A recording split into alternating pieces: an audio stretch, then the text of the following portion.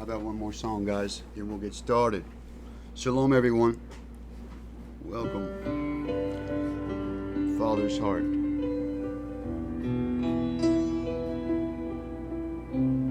What's the Father's will? What is His will for you?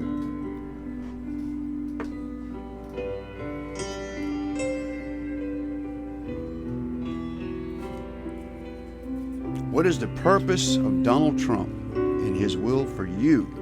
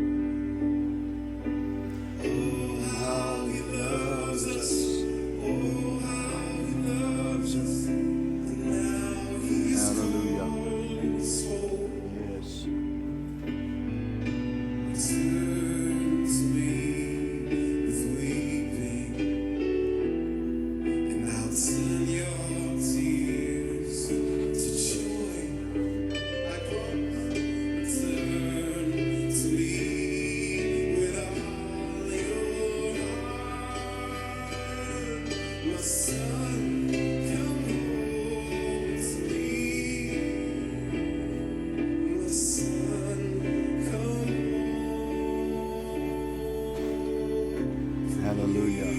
Hallelujah.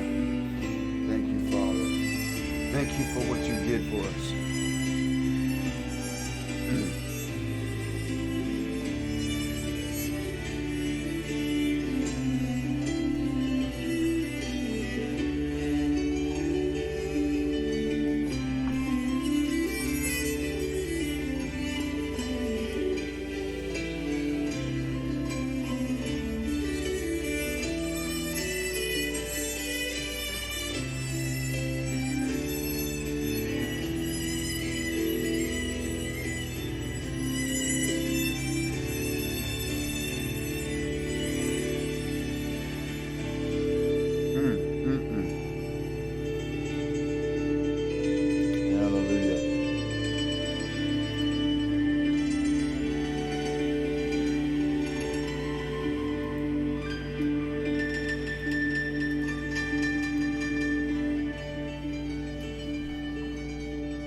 Wow.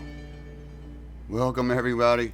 I probably should have rethought that last song. It was almost had me crying there, so I had to hold back some tears right before I come on camera. That's not good. Welcome, everybody, to this evening's broadcast. Here we are in the third day of the month already. November. Shalom, everyone. Let's see who we got here. Chris Frankenberg, Wendy Cohen, Michael, how you doing? Novice Code Searcher, Ray Stovall, Anna, Kathy. I know there's more than that here. Craig Powell, Joseph Smith, David Napier. David, you asked, excuse me, I said David. Daniel, my apologies. Daniel. There is a David as well. Where is he?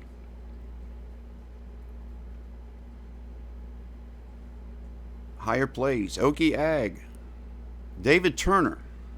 There he is. David asked a really good question right before the broadcast. And I didn't want to spoil it for you guys. Very interesting teaching. Well, I don't know if we call it a teaching. I'm going to present some information to you and leave it up to you and the Holy Spirit to hash it out, okay? I think we're seeing some prophetic relevance, obviously. A little louder? I'm not loud enough?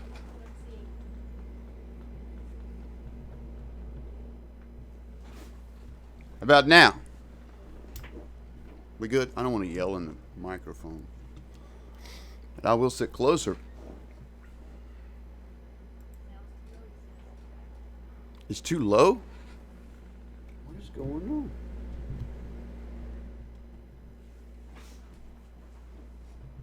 How about now? Let me go to my controls over here and turn it up. How about now?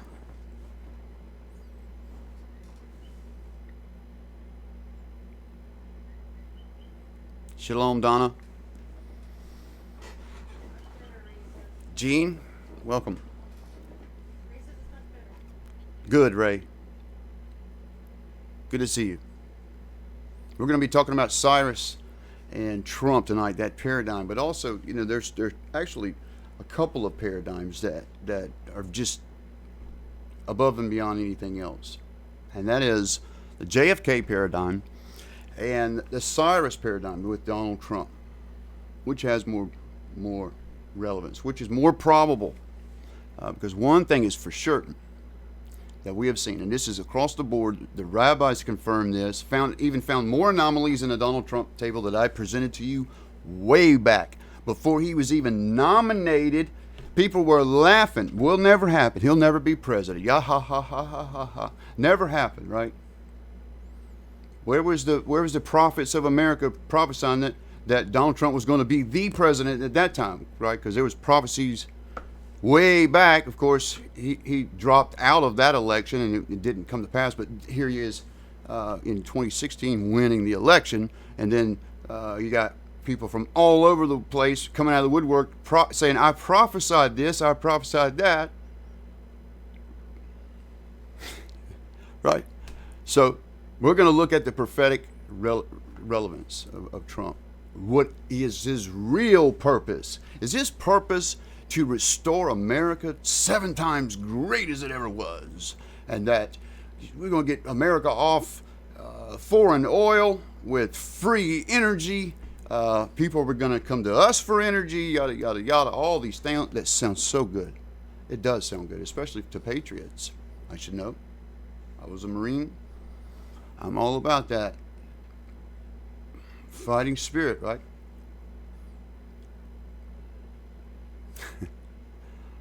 Let's get sober. Let's talk about reality here. What's really going on?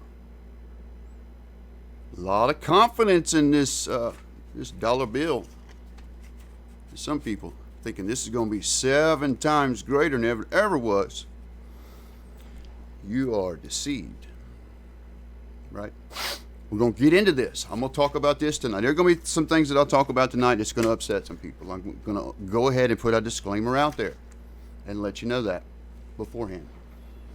So if you're thin-skinned, if you are hyper-patriot, if you are a Trump idol worshiper or a Mark Taylor follower, you're probably going to get offended because I'm not going to hold back. I'm going to break it down to you for what's really going on. Is Trump's purpose to overthrow the deep state, guys? Is it his job to restore glory, hallelujah, to America?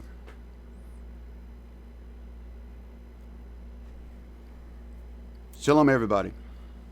I still see people are coming into the chat room there. I'll slow down a little bit. You're still greeting one another. I want you to get a hold of this. All right, I told you in the chat earlier that we're going to go deep in some things. Maybe a little too deep for some people. They might lose their mind on what I'm going to reveal to you. Because let me tell you something about America. I love America. I served my country, all my family, it's male. On my mom's side, most males were in the military of some form, right? And I might even have an uncle, former Marine, might get mad at me if he sees this video. But, I got to tell you. Because we were all deceived, guys. When I went and took the oath, and I was super hyped up about being in the Marines. I defied what my mom wanted for my life, which was to be a doctor. I wanted to blow things up and carry a gun, and how the young men are. Anyway, I joined the Marines, became an engineer, and did just that. I blew up stuff and fired guns, and there was no fulfillment in it. Right? What pulled me out of that? Because of the wars that were coming. And I believe if I would have been in the military at the time, I wouldn't be here right now doing this. Right? He had another purpose. Purpose. What is our purpose? What is Donald Trump's purpose? Because it comes down to that. These choices we make in life, good, evil, about choices. It's all to an end. Right? I found some really interesting things about the parallels with Donald Trump and Cyrus that I think is very fascinating. I think it's prophetic, and I think it is about to happen.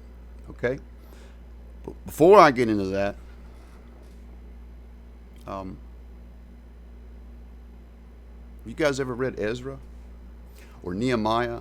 Or down in Chronicles, down around there in the scriptures. A lot of information in there. Many times it's kind of looked over because it's this quote one of those minor books, right? But it's loaded with nuggets of information about this time. Many people in Judaism believe that Ezra was apocalyptic prophet, that he for the former rain, the latter rain, the construction of and restoration of the temple that was destroyed by Nebuchadnezzar, and then, of course, the third temple. There's a parallel and a direct connection to what's going on here. Ezra lived around 480 to 440 BCE. He was called Ezra the Scribe. or Ezra the priest. Matter of fact, he was the last surviving priest, the last of any of the relatives that came before him from the temple. Did you know that?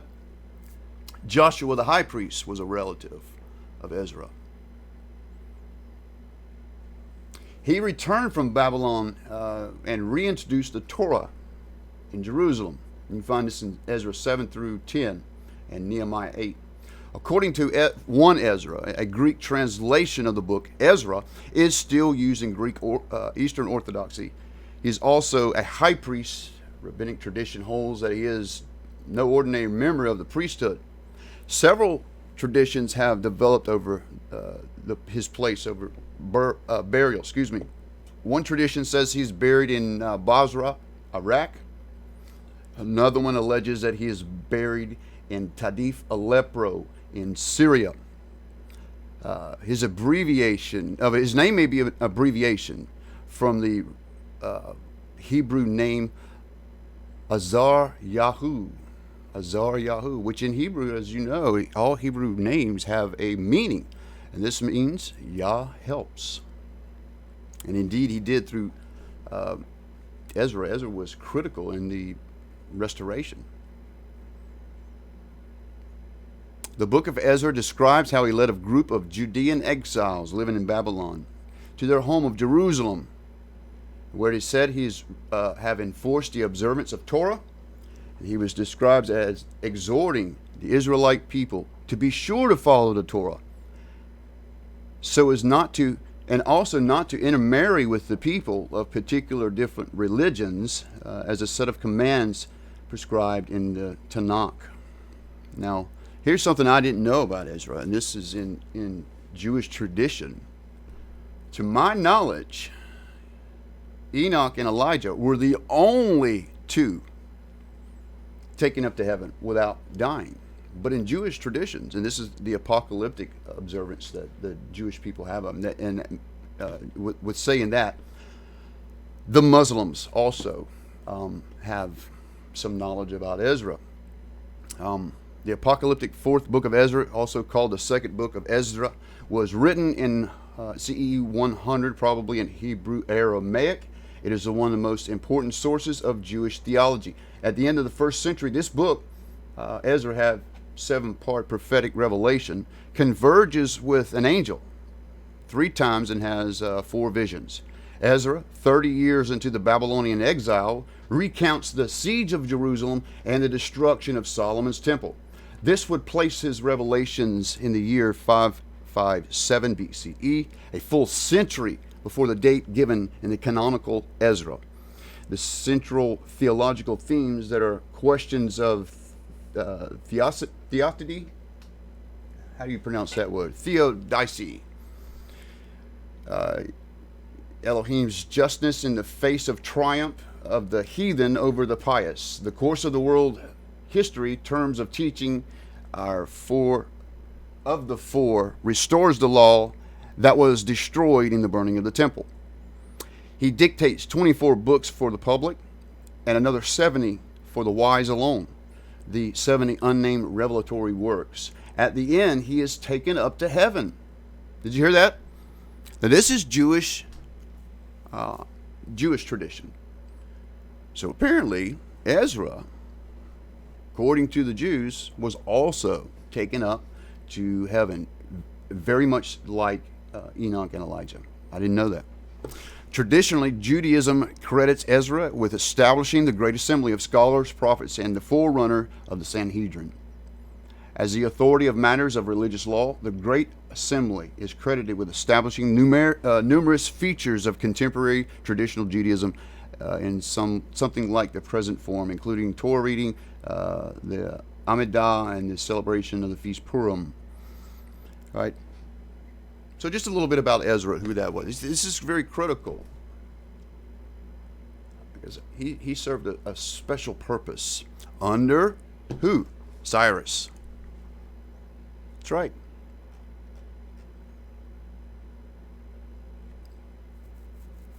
You know that story? The restoration. And that's what it's coming. What it comes down to is Trump's purpose. Now, I put in a description box a list of videos just to kind of give you some context. If you're just now getting this information and don't know what I'm talking about when I reference something, a lot of the reference will be in those videos, because this goes way back over a couple of years, right? This brings me to the accuracy of the codes, because when we go back and look at those videos, and I did that right before I came on, it's interesting to see these things in hindsight and what we knew now then and what we know now, because we were strikingly accurate, ahead of the curve before anybody else, guys, right? Before people were coming out of the woodwork saying, oh, I prophesied that, I prophesied this, I prophesied, wrote a book, I prophesied that Trump was going to be president, and and this is where it supposedly originates. But if you really go dig, that information, even the revelation that he would indeed be elected. I was on the Hagmans. I referenced that down below, where I was asked directly what the codes were showing. And I know for a fact from that point, we were already talking about Trump looked like he was going to be president. It looked like Hillary was going to steal it. At the same time, we were seeing the same information about the assassination, right? So we're trying to reconcile all of this information all at one time, when much of the time the information is best deciphered over hindsight, right? Because we don't have all the details when we first look at some of these things. But it was very clear. President, right up under his name. I was one of the first. Gladerson, also, Rabbi Gladerson, doing videos about the possibility that Trump was going to win this presidency. This is before he was even nominated, guys. They were laughing. All right? They were laughing. November 5th, 2016, because we're before that, right, in the Hagman interview. We're in 2015. So 2016, right before, I'm summarizing this for you, right before the election, Chris and I did a broadcast, and this is the first time that I can recall that we had publicly revealed what we'd been seeing in the codes, because we'd been seeing the same thing with Trump, this paradigm with Cyrus. Nobody was talking about this. Trey Smith wasn't talking about it yet. Mark Taylor wasn't saying anything about it. There was nobody drawing this conclusion. And certainly the rabbis. The rabbis did that 1 year later, that when they declared, 250 of them declared that Trump is a Cyrus figure. He is a Messiah for the end times. Right? They declared him a Messiah. They even printed a coin, right, and made the comparison of Trump. This is when he said he would move the embassy, which he did, and which he paid for, and had a hand in designing, because he's a builder. So consider that. Trump is a master builder in real estate. Very prideful at that. Every building he builds, he puts his name on it. And this is where we're headed tonight in this conversation. So, everything had to line up for that. The former president was not going to do what Trump is about to do and what he's already done, right? You needed a vessel of obedience. And when he called Cyrus, you can go back and read this in Isaiah, he names him by name hundreds of years before Cyrus even comes on the scene. And it tells you what he's going to do. He's called him for a purpose. And that purpose is all about Israel and the restoration of the Torah, of his temple. And I know there's going to be some Christians say, oh, well, that's not about us. That's not about us. We don't care about that third temple. Well, it's prophetic. It's about the prophetic narrative. So it's irrelevant what you think and feel about the third temple. The fact of the matter is, it must be. It must be. And it's not so we can go slaughter animals and we get back under the law and we're under all. No, it's about what's fulfilled there. Right? It's about the war that comes out of that, guys, because you want to know what starts, what triggers the world war, the atomic holocaust we've been seeing for years in the codes. It's this temple. That's what it comes down to. Because the two brothers involved, Ishmael and Isaac, That's who have a claim. And they both have a legitimate claim because both are covenant sons. So these are the two forces, right? But you've got a group of imams and rabbis and even the Catholic Church that want to get under this thing called interfaithism, where we all serve the same God, right? So in this, you can see how the stage is being set where there might be a compromise. They might allow this third temple, whether it's at the actual location, which some believe is on the Temple Mount, even with archaeological evidence, it seems to point that it's somewhere else in the city of David, and another location south of the Temple Mount. So if it's confirmed that is indeed the location, then there's no argument for the Muslims, right? Because it's not even on the Mount. It's on the real place, right? Because what you got to understand is that Temple Mount is constructed as a garrison, and it's seen several landlords, the Crusaders, the Muslims, and it changed hands back and forth. And in doing this, stones were removed, taken somewhere else. So wherever that temple was pulled down and not a stone was left standing, as it's plausible that there were some forces that wanted to barricade from the arriving Crusaders. And what does history tell us? Because it's recorded in other places. Well, they constructed fortifications. This is how these stones are moved. And it implies, because when you find them later over here, because they've been a part of some Muslim fortification, you don't realize they've been moved from over here where the temple actually was. You see how that is? The Jews think it's just above where that western wall is. Because in the 60s, was it the 50s, when Jerusalem was captured, this was a sacred place, right? They didn't capture the actual top of the mount. So this has been a compromise for them. But nobody said that this is the actual location where the temple was. That's just implied. Okay, so we're heading somewhere with this. It is very possible that the Jews could have their temple, which is a national symbol, and the Dome of the Rock could stay where it is. That Dome of the Rock, guys, was during the construction of these fortifications and afterwards. And even the Crusaders did their own changing. We're talking about cultures built on top of cultures with recycled stone. So don't get caught up in some of the stuff you see on the internet that because they found stones over here by a wall, it implies that it fell from the top and not a stone was left. It was pushed off. We cannot go with that because there are other cultures involved that disturb the crime scene, if you will, because it was a crime scene, right?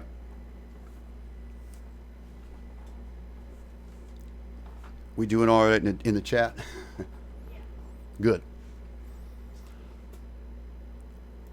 So, let me show you some of these images that we're talking about here. You guys able to see that? This is supposed to be the Trump coin. It's actually it's a gimmick. You can buy one of these from various places, and it's supposed to be a commemorative thing.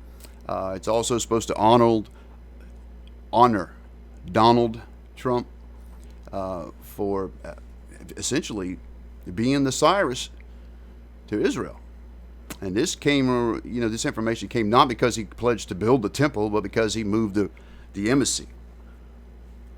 Well, let's think about that.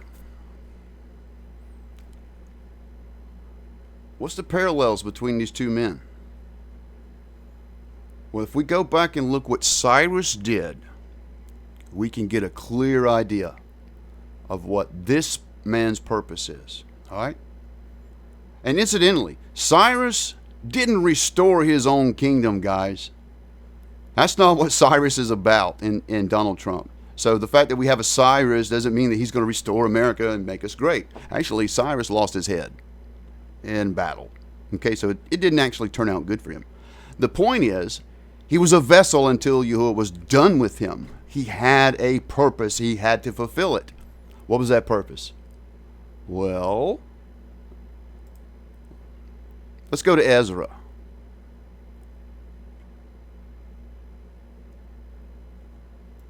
And find out.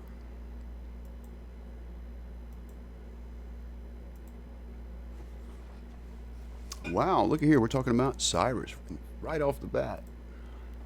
So let's read a little bit. Okay, and then we're going to jump down to some other chapters. I'm not going to read all of Ezra, so calm down. We're just going to jump around. I want you to get the point. All right?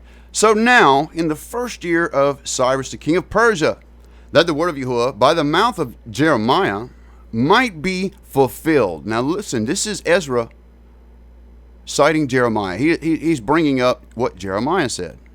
Who would have thought you to do that, huh? Anyway, Jeremiah's words carry weight, and they're prophetic, and this is why Ezra is pointing this out. Thus saith Cyrus, king of Persia, the Adonai Elohim of heaven have given me all the kingdoms of the earth, and he has charged me to build him a house at Jerusalem, which is in Judah. Did you see what happened? What Cyrus just said? That Yahuwah has charged him with building the house. Who is among you of all his people? His Elohim be with you. And let him go to Jerusalem, which is in Judah, and build the house of Yahuwah Elohim of Israel. He is the Elohim which is in Jerusalem. And whosoever remaineth in any place where he sojourneth, let the men of his place help him with silver and with gold and with goods and with beasts, beside the free will offering for the house of Yahuwah, that is in Jerusalem. The spirit of the chief of the fathers of Judah and Benjamin and the priests and the Levites, with all them whose spirit Yahuwah had raised up. And we see this happening now, folks, even now, with Judah, Benjamin, and even who? Ephraim. That's the prophetic part of the end times. Ephraim's involved. It's about the return, the restoration. Incidentally, guys, the song that I opened up with about Ephraim. You realize Ephraim is the prodigal son? The prodigal son, the story you get in the gospel is actually the story of Ephraim. And Ephraim coming back. Think about that. And all they that were with them strengthened their hands with vessels of silver, gold, and with goods, and with beasts and precious things. Besides all that, they were willingly offered. Also Cyrus the king brought forth the vessels of the house of Yahuwah, which Nebuchadnezzar. So look what Cyrus did. Cyrus was instrumental in restoring back what Nebuchadnezzar had done, in which he had stolen the vessels. Those same vessels, which was taken again by Titus under Vespasian, which is in Rome, and the Vatican has control of it. There's been talk, this has been going on for years, and this may be a part of the interfaithism that you may see, a peace offering from the Vatican, guys. And it wasn't Mark Taylor that told you this. Now I know he made a prophecy about something coming out of between the Vatican and Jerusalem, but he didn't know what was going to happen. It was very vague. I'm telling you what's going to happen. We've been telling you what's going to happen for years, long before Mark Taylor. It's about the menorah. The menorah will be offered up at some point as a peace offering, a contribution, if you will, to the building of this temple. It's meant to be a unifying thing. As you have probably witnessed in this country, we got a huge divide. Huge. Anyway, this will also be a dividing thing. It will be intended to unite, but it will also divide. I think this is also going to be the catalyst for a world war. I think Russia's going to have something to say about it. If you didn't know, Russia is the ally of Syria, Iran, and against us. I mean, when the king of the north comes down, who do you think that is? So, Cyrus is directly involved. It gives, let's just go to chapter 2.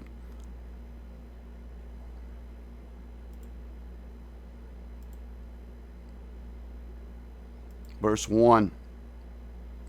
Now it talks about all of those that went back. It gives a number. And this is how, folks, from Nehemiah and Ezra, that we know what the number of people that were from Israel that went into diaspora, 7 million. So it's not an obscure number. We do know what that is. It's fairly accurate. So Ezra, I think it was 4th chapter is what I saw on the table that we looked at. Donald Trump's table, by the way. Ezra 4:1. There we go. Now when the adversaries of Judah and Benjamin heard that the children of the captivity builded the temple, they came to Zerubbabel, to the chief of the fathers, and said to them, Let us build with you, for which we seek your Elohim, as ye do. And we do sacrifice to him since the days of Esarhaddon, the king of Ashur, brought us up hither. But Zerubbabel and Yeshua and the rest of the chief of the fathers of Israel said unto him, Ye have nothing to do with us to build the house of our Elohim. We ourselves together will build Yahuwah, Adonai Elohim of Israel, as the king of Cyrus and Persia had commanded us to do. Now, in chapter 1, we see that Cyrus is actually commissioned himself by Yahuwah to build it. But instead, he just commissions it. He pays for it. And he raises the money. He even asks the Israelites to contribute, willingly to contribute, and they did. But the bottom line is, Cyrus was directly responsible for its construction. Now, given it wasn't as great as Solomon's temple, it was kind of shoddy, guys. It wasn't as grand as Solomon's temple. Actually, it was Herod who came, I think, 500 years later, that actually expanded and even made it to what it was at Yeshua's time. Okay, you want to know more about this? We're going to spend too much time in Ezra. There's several chapters, but you can find everything here of what is going to happen, right? Even who comes next, which is Darius. Xerxes. There's other kings of Persia after Cyrus. Cyrus dies in battle. He is a warrior, folks. And I would submit that so is Donald Trump in the sense of business, so to speak. Think about that. He is a warrior in the business field. Now on the international stage, the foreign policy stage, he's been pretty tough. The rhetoric is war talk. Have you noticed? Anybody noticed? Are you awake? Are you spending too much time looking in and not enough time looking out? Take a look at what some of the Russian media, and they're talking about, exclusively talking about here in the past several months, has been ramping up to war. The latest video I saw today, Putin was mocking and making fun of the recent Arctic military maneuvers that America and some other countries were doing in and around Iceland and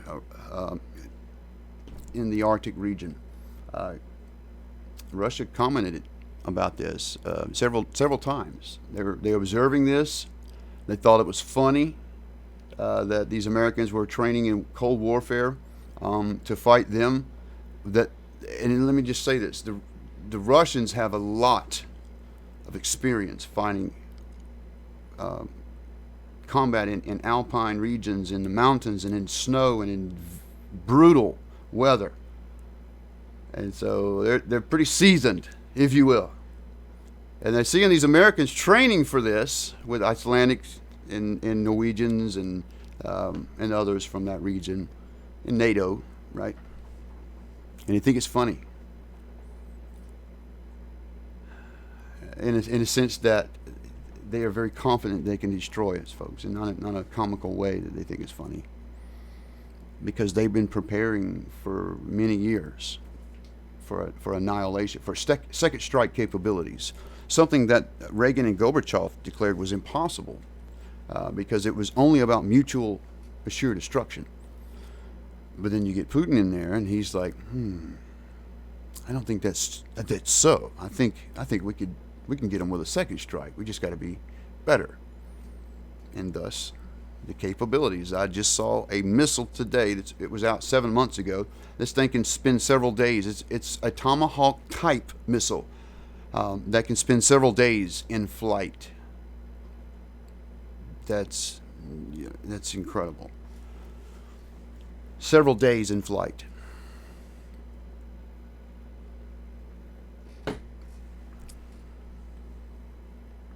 So I'm looking over at Trump tables. Very critical in, when we discovered it was very plausible this guy was going to be president. It wasn't even on our radar that it could be possible that he could build a temple. And I got to be quite honest with you. I really wasn't thinking about that as much until I talked to my friend JD from Neptune Diaries. And he was like, well, you realize Trump's a builder. I mean, and then we started thinking about it. Well, he's got Jewish grandkids because his daughter married into a religious family, a very, very powerful religious family. Kushner's Jewish. I can just imagine a son-in-law saying, Pop, the whole world sees you, or the religious that can see you as Cyrus. And man, you know what Cyrus did? He was a Mashiach for the Jews. So imagine there's some conversation going on because they're not stupid, right? Kushner is involved with the Temple Institute. This is a national symbol of strength for Israel. It's not the menorah, you might think. It's the temple. And that's what it's all about. That is the focal point, folks, in the prophetic. It's not about America. This is why you don't find America saving the day anywhere.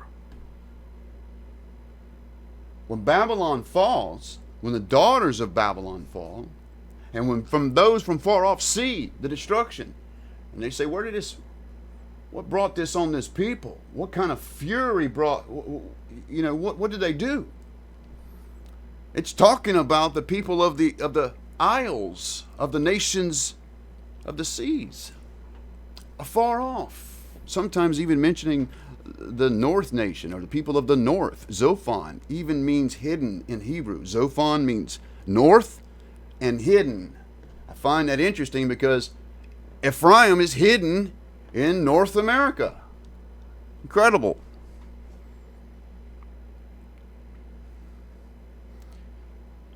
So, it is his desire to draw Ephraim, aka Israel, back home. We're not talking about the tribe of Judah, folks. Those that are in the geographical location of the state of Israel right now is not the sum of all Israeli people, all Hebrews of the world. It's not even all Jews. Half the Jews of the world live in America.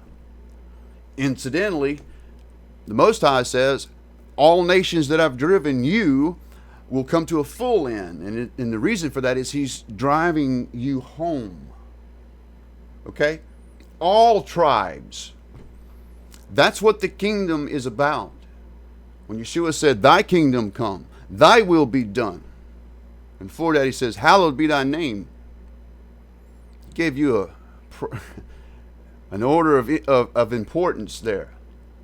His name, his kingdom coming, and his will being done. It wasn't about Yeshua's will in the Garden of Gethsemane. It's about the Father's will. So,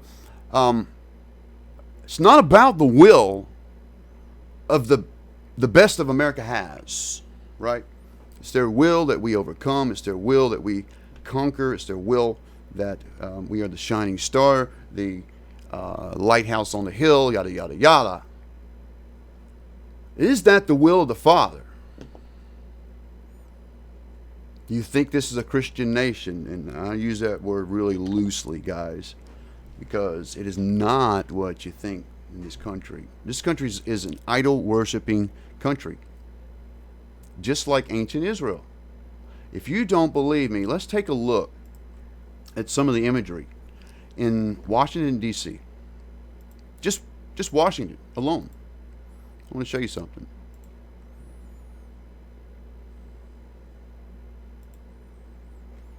This is Washington, D.C. And what I see in our nation's capital is a lot of idols. Oh, I know they're monuments. I know they're just art and things like that. But folks, all of this was designed by Luciferians. Would you agree? Who is behind those people? Who controls the principalities of the air? Because when I look at Washington, I see Egypt, I see Rome, I see Greece, I see all of them.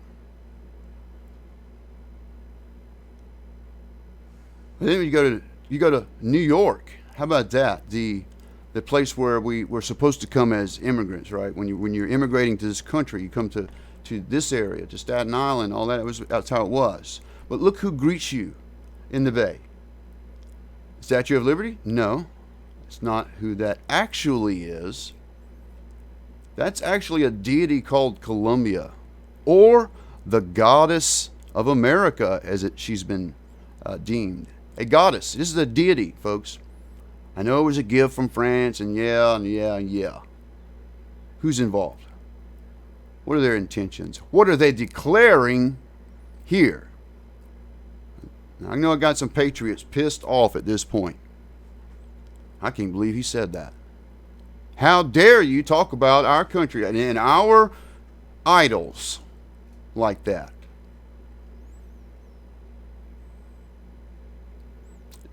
This is the god Pan. This is in Washington. Washington is full of this. I know because I walked around Washington when I was there. Minerva.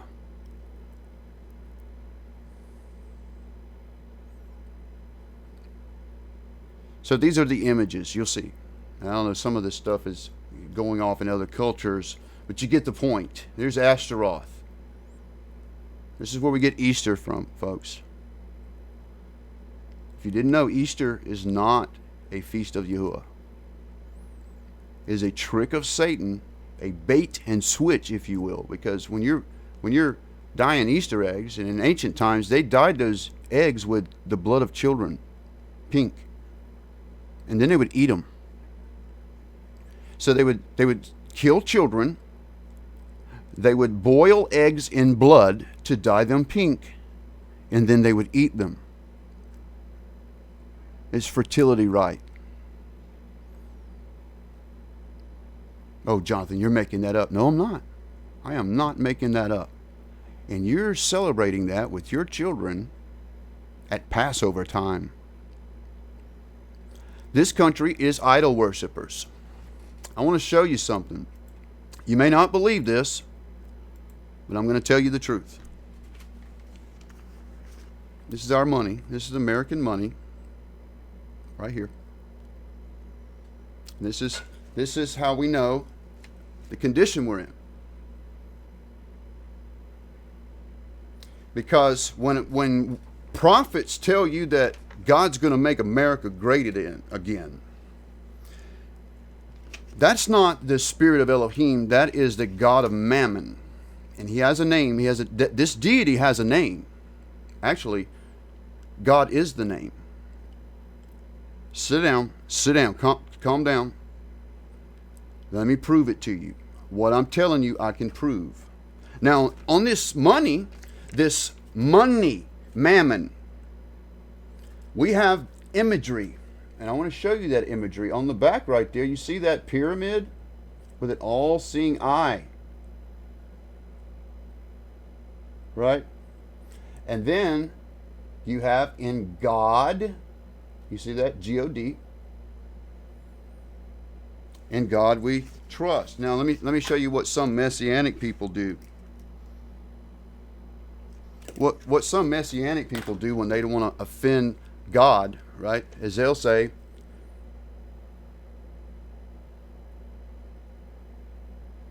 that. Can you see that? The O is crossed out. If you can, it's not going to focus. But it's Gimel Daled, the G and the D, right? As if they're going to offend somebody named God. Because our Father, that's not his name, folks. That's not even his title. Please don't get caught in the web of semantics and deceit. Oh, he knows my heart. I call him God. It's just a title. Folks, when you're calling on somebody called God, you're calling on the deity of money. How do I know that? Well, in ancient times, same place Columbia came from, there's this, let me introduce you to this deity called Gimel Daled. You can find this in Strong's Strong's 1408 in your concordance. And here's the word. It's as simple as that. Gimel Daled. It's the G and the D, minus the O. There's no O involved. Now, in English, you might think you pronounce that Gad, especially if you're from the South. That's not true. That is a Hebrew name of one of the tribes. And it's also the name of a deity. Now, the mother who gave her son this name, her father was a deity dealer. Laban sold idols. And they were very, very familiar with the God of fortune. Okay? This is the God of fortune. Babylonian God of fortune. I'm not making this up. You go to 1409, it's the same thing.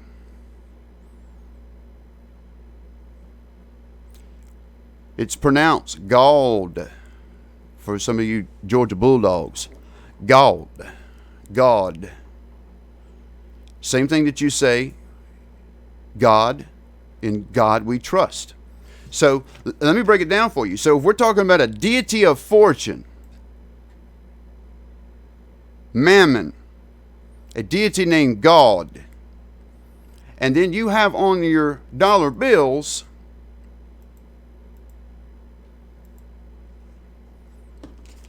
on your money, you have an all-seeing eye, an Illuminati pyramid, and the statement, in God we trust. And that is a true statement, because the bottom line of America is America worships this. Tell me I'm lying. I dare you to tell me I'm lying. America worships this. And that's why it sounds good. It sounds good when the false prophets say, oh, the Spirit of God says, he's going to make America great again. He's going to make this 7 times as great as it ever was. Ooh, that sounds good. Sounds so good. Get that sugar out of my ear. My gosh. I told you you wasn't going to like it. We got to get away from worshiping this and get back when he says, come back to me. Come back to me and I'll come back to you. You got to stop thinking about being 7 times as great and get humble on your face and say, come back to me, Father. I'm coming back to you.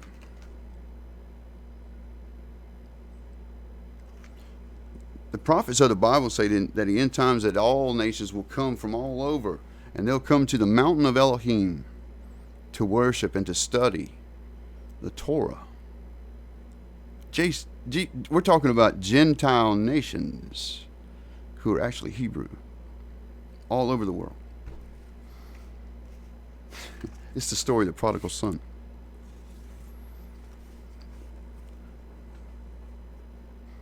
Folks, this nation is an idol-worshiping nation. We have coined the term selfie. Selfie. Selfie. It's all about self. The worship of self. I implore you, please, consider what I told you. The Father's purpose for Trump is not to make America great again. It's to restore Israel, to bring back the captives. Captives from what? Babylon, Greek, Roman. It's all a part of Daniel's statue. It's a culmination of all of them. That's why you see all of those images in America, all simultaneously in the same city. I'm surprised we don't have a statue of Daniel in Washington. Seriously. Right beside the obelisk. Or maybe on the other end. That would kind of complement it a little bit. Egypt and Babylon, right?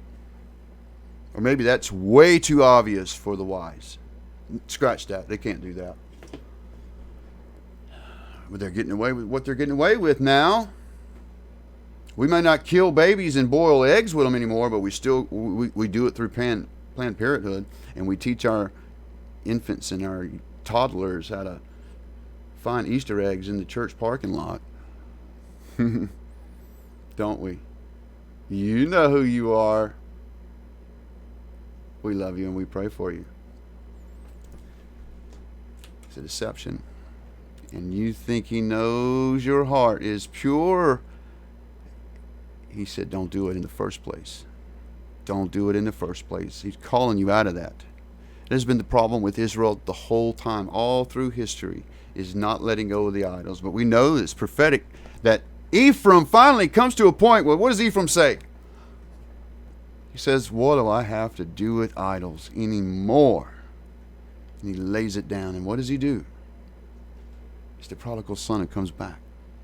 Come back to what? Who were the disciples following, folks? They're following Yeshua. Who was Yeshua following? He was following for the Father. What's the Father about? He's about his Torah, his laws, his ordinances, his feasts. It's his ways. So when we're to come back, and when it says, come out of her, my people, we're not talking about the geographical location of the United States of America. Even though I did that, that's not why I did that. I know what's coming to the whole world. Come out of my people is the harlot, the harlot of Babylon, the daughters that are partaking in the sins. Is all the denominations. You have to come out of all of that and come back to him. You shouldn't be following some church denomination and some pastor. Really. You should be following the Most High through his Son. Because all you're going to encounter out there, and this is why there's so much going on in church hopping. You can't stay still. You're going from one church to the other because it don't feel good here. It don't feel good. Oh, it feels good here. Well, no, it don't. It felt good last week, but not this week. So I'm going over here, and it's just all this chirp hotch. Oh, and they got a good singing group over here. Woo! Entertain me. Bring on the music. I need it. Right? And that's what it's about when they go to church. That and the socializing. It's a social hour for many. You put in your Sunday's best and, go to dinner afterwards. All that kind of stuff. Very shallow. I wouldn't even call it worship. It's play in church. It's playing like you're part of the congregation. Don't even know the Bible. It's very sad the situation America's in. so willing to follow after. Those are writing books and selling them on Amazon that telling you what you want to hear. What you need to hear is the truth.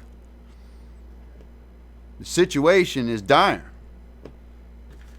This is not going to be 7 times stronger. This is going to be thrown in the street.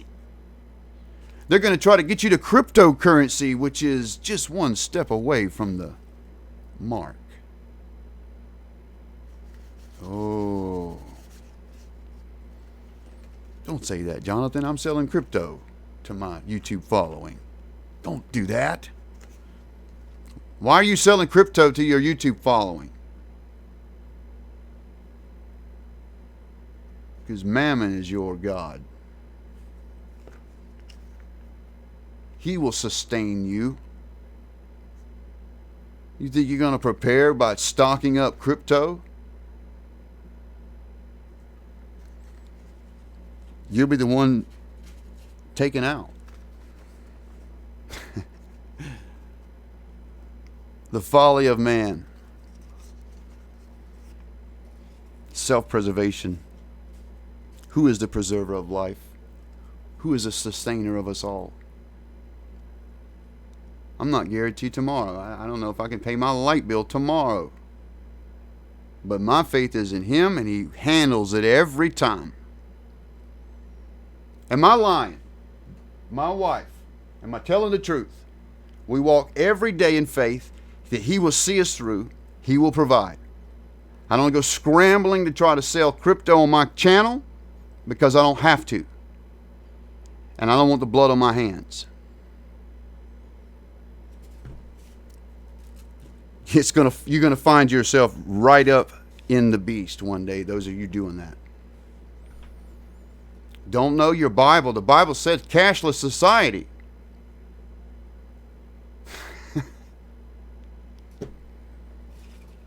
Come on, wake up. Have a cup of coffee or something. Extra shot of espresso.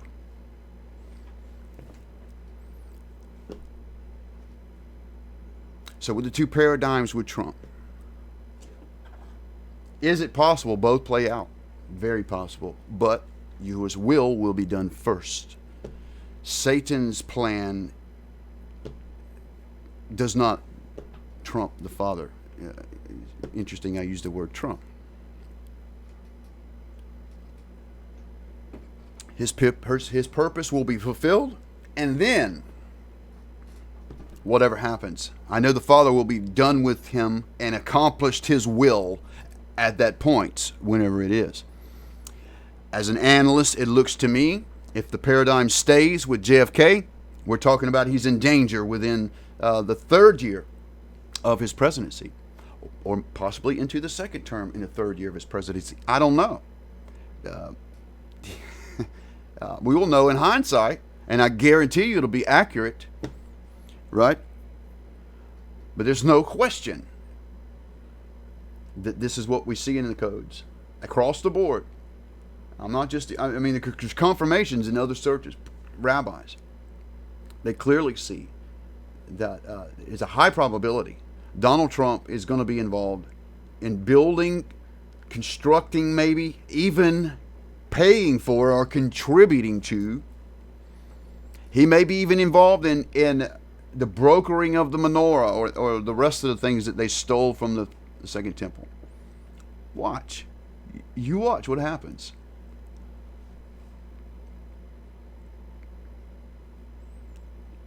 Now, Kissinger. The thing about Kissinger is he's going to be a sign for Israel. I don't know if it's in this next year. Or I just know that it's in Donald Trump's term, that when we see this happen, that we know that the war is about to happen, that we're right at the brink of this. I'll be talking more about that at another date. We got questions, guys? Also, I didn't show you the table because I'm just starting it. This is another Donald Trump table. Right here.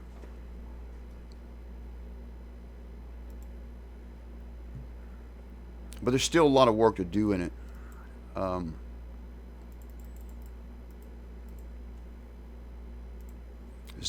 I mean, the other Donald Trump table that I have is extensive. There's a few terms I've got in here. The Mikdash, which is the temple, is in here. But look at the skip. This is very, very small. This is the actual year Donald Trump is elected. Is 5776, I believe it was. That's incredible. And then in this, which is a very small table, we are in the scriptures just right down here of this restoration. This is all Ezra here. What you can see, Cyrus is backwards right here in the script. Cyrus is here encoded, but we've got the children of righteousness that have returned to rebuild. They're restoring.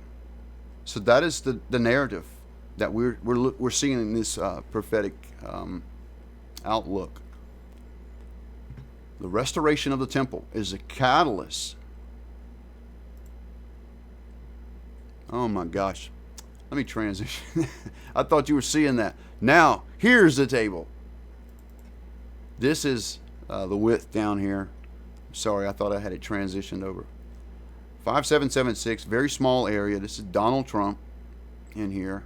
The Mikdash is all over the place. Mikdash's temple. And it's just down in this corner is where we find the restoration. A lot happening in between, folks. So there's still much to come out of this.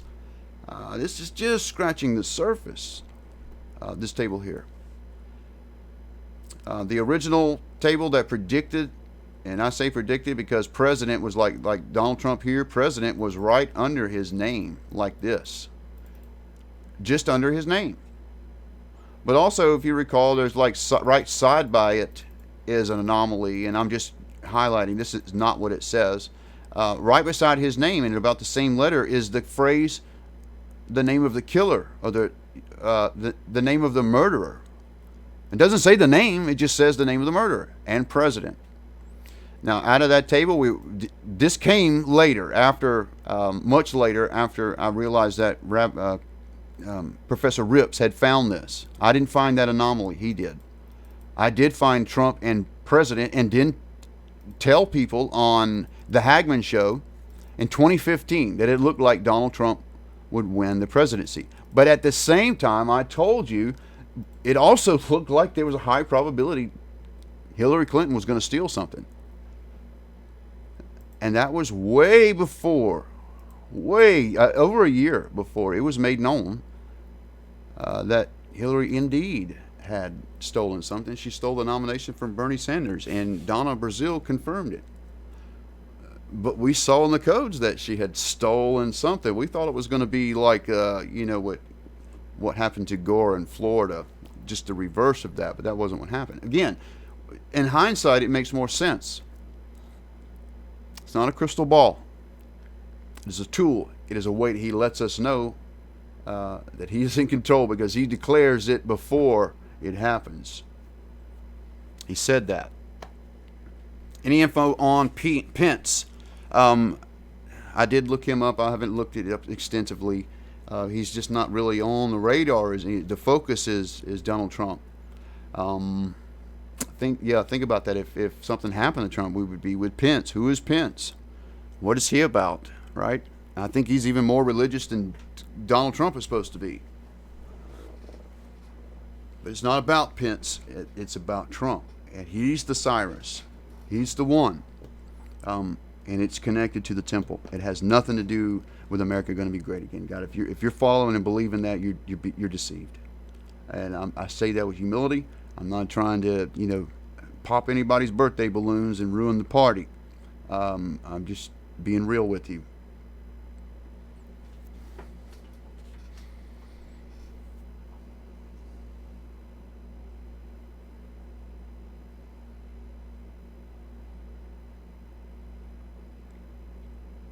Painter 68 says every time you hear my broadcast, he wants to quit his job and run for the hills. Brother, oh my gosh. Peace be still. We serve a precision Elohim. You think America was the author of precision strikes? When Psalm 91 says, 10,000 on one side, 1,000 on your other, and not one hair on your head. That's precision strike. Okay.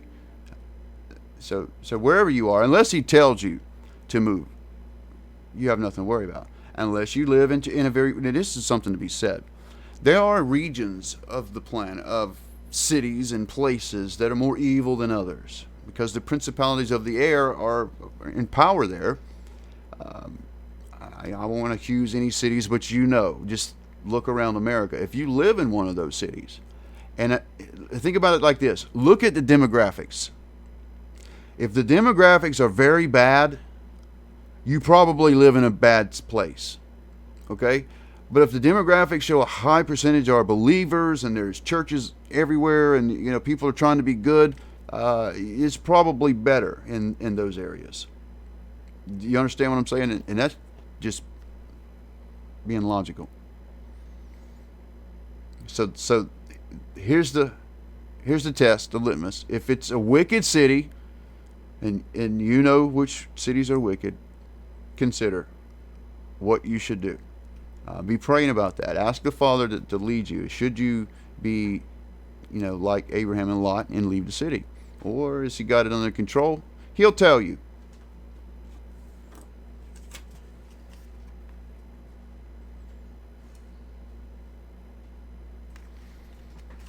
All right, so Shockwave, you believe that you can only escape the wrath by beheading. The rest have the mark. I don't know if I believe that, because it's very clear that there's a remnant in the wilderness, and I don't mean Petra, folks. When that is specific to those in Judea who flee to the wilderness, and it's no indication that it's Petra. It's more probably Qumran.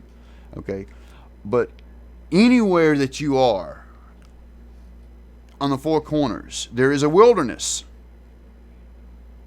Whether it's a very small suburb or it's not in the city, there's something out of the city somewhere where he's gathering people, and we see it everywhere. Even here on the island, there's a level of Hebrew believers that are here that have the same kind of beliefs. They came here for the same reason. Well, maybe not the same. We're more about the name and the tribes, but some came here because they believe that there's going to be war on the mainland, things like that, and it's not just here, all over. People in other countries that are, getting together, bonding together, and making plans.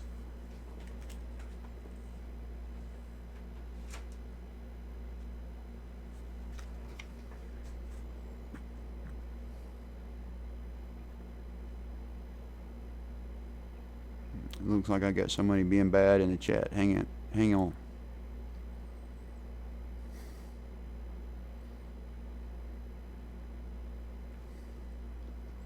Some will be okay. Yeah, there will be some that are beheaded. There's no question about that. But not everybody. It's just a lot. There's some that survive. It even says, "Blessed are those who endure unto the end." There are literally some who will never see death, folks, that are alive right now, that will walk into the kingdom with a new body, with never seeing death, having seen people raised from the dead. It is going to be a new kind of reality when all this happens. We can't even fathom what New Jerusalem is like, with 1,500 square miles of city, and this is the great city with your mansion in it that comes with him. Where he goes to prepare a place, when he's come back, it's coming with him. There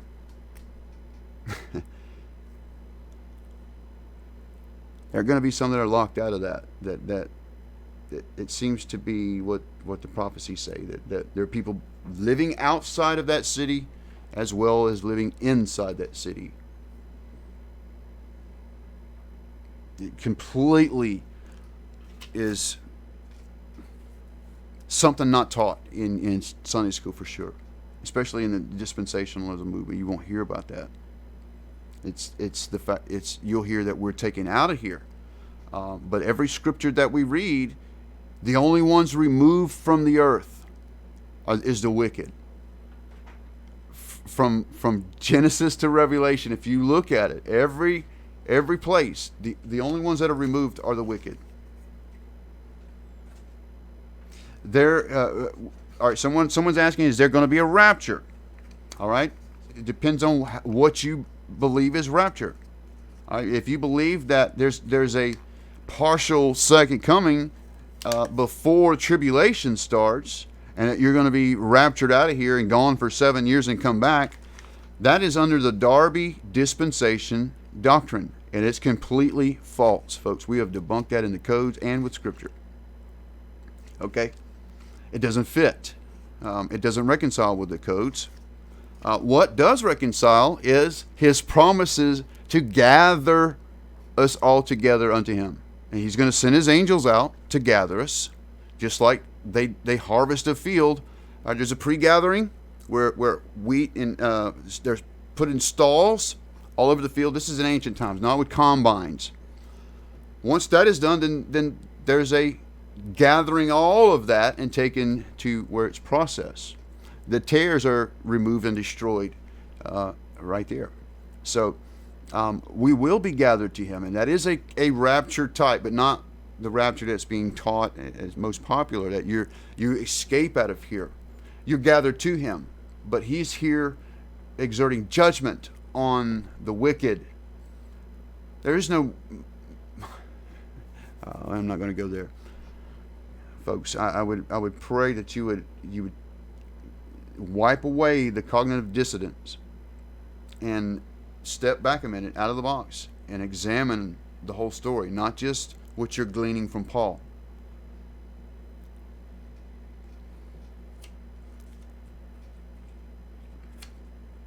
We are gathered to Him for sure.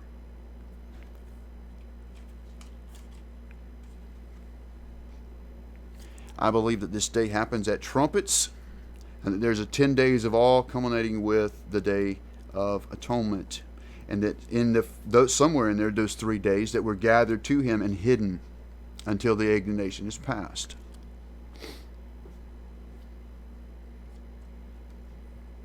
Any more questions?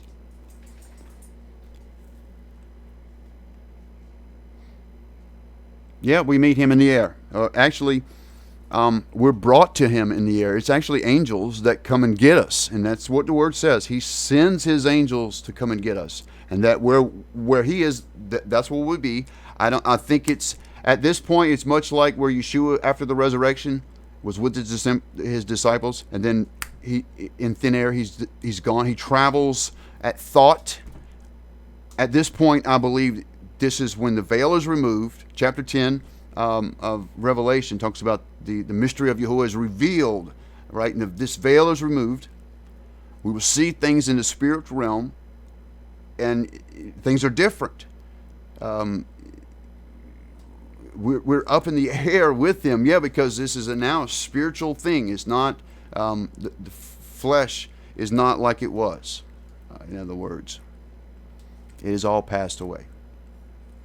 We have a new body at that point. And we will see loved ones that come out of the ground. Some, what does Daniel say? Some to everlasting light, some to everlasting judgment. And this is the resurrection. It only happens once. There's no coming out of the clouds and He comes back. This all happens at one time. We're gathered to Him and hidden for 3 days. And there are several places, even in Hosea. Hosea has a place that after 3 days He will raise us up. And brothers and sisters, I can tell you the word rapture is encoded right there.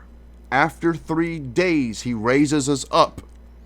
So, and then there's other places that indicate that there's a 3-day period where we're hidden because something terrible is happening, and He's hiding us from that.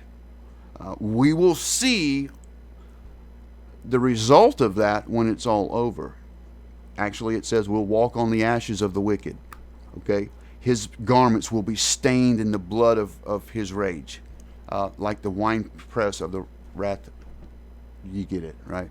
So He's coming to judge and to gather us to Him, but not to destroy us, the wheat and the barley and the grapes, all of that is a valuable commodity. It's not destroyed. It's valuable, right? It's the tares and the dross and the waste and the wicked that's destroyed.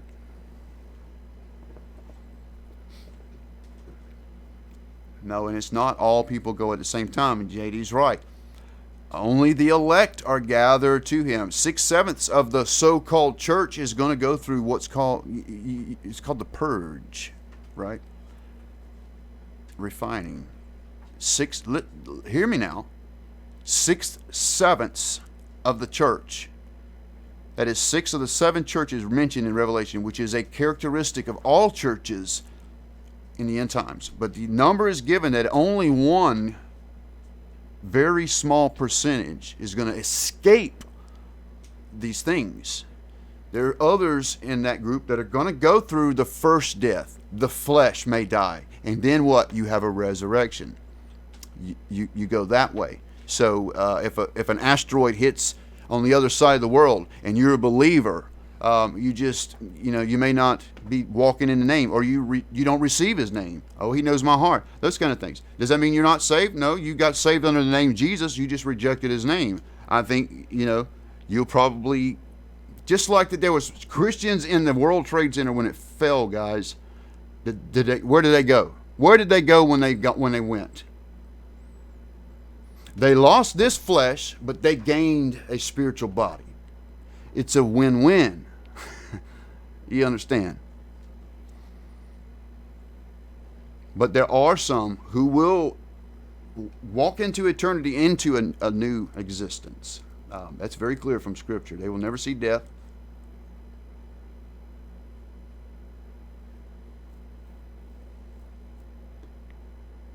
All right.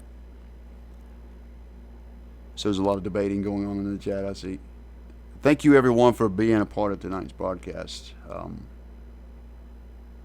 I just wanted to bring you that. I know you saw me talking about it briefly on Facebook the other day, and I kind of left you hanging. It was just, I gave a blanket statement. Trump was going to build a temple, and people were like, "What? What's going on?" And it was just the texting ensued. So I wanted to do a video and kind of explain and give you some details about that. We are still working on it. It's not over yet. It's unclear how it's going to play or when. I just know it's very soon, and it is critical for this presidency. The whole purpose he's there. Again, it is not so that the American dollar is 7 times greater, folks. If you please have some sense. If you got people telling you that, call them out. I know it sounds good, but be realistic. You be realistic.